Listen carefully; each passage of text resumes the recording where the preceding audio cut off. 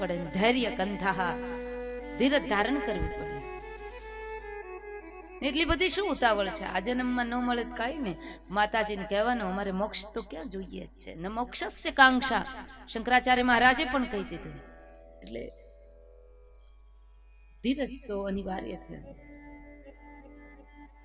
તપ કરવું પડે. પણ કવિ કાગ બાપુ